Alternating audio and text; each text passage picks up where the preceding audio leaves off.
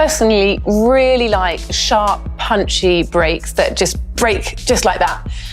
What I'd like to know from you is how I can keep them running like that, because I've noticed over time they can get a little bit softer. So all of these things, how you position your levers, how fresh your brakes are, the pads that you've chosen to run, all of them are going to affect the feel of the brake, the feel of the bike, and that's going to either make you feel super confident or not at all. So more grip for most people or more control tends to be more confidence. So is that everything that I can do at home to work on the brakes? Well, a good service would also include a brake bleed. So this could be done at a service centre if you're not happy doing it yourself.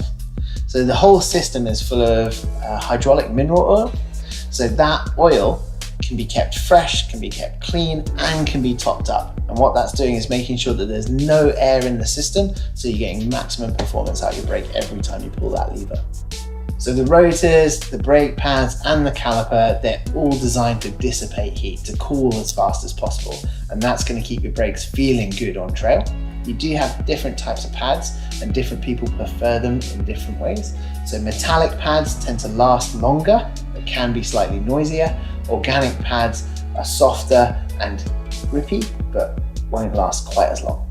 So you do have adjustment on your levers. So a lot of levers have adjustment of the reach. So that's how far out the lever sits. And you've got a little hook in that lever that you want to sit just on the fingertip there. So it's in the hook of your finger.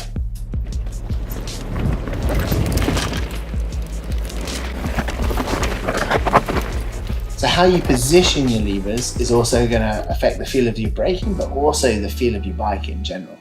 So some people like them super flat, some people roll them really far forward. As a general rule of thumb, you're looking for a nice angle in your arms when you're in that attack position on the bike.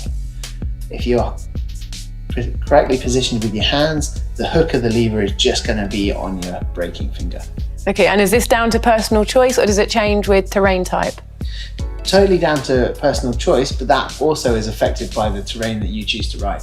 So with time, how can I actually tell which parts are worn out and when they need replacing? So the most common one is your pads. Okay. So you can see how much of the braking surface of the pad is left. So that will wear down over time, and you definitely don't want it all gone. You don't want to be down to the metal there. With your rotors, they can become really loud and really squeaky. They'll also start to look slightly scalloped where they've been worn out, and you'll get brown spots or yellow spots where it's been discolored from being heated up so much over so many times.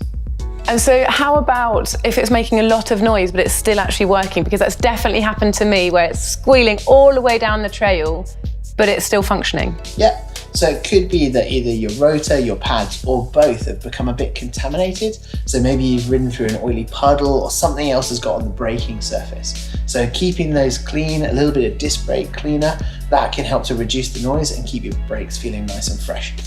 Okay, so levers, discs, pads, brakes, all sorted. That's all I need to know, right? Yeah, and it's all about just making them feel good on trail for you. You ride fast, you don't pull them that often. That's how I maintain them.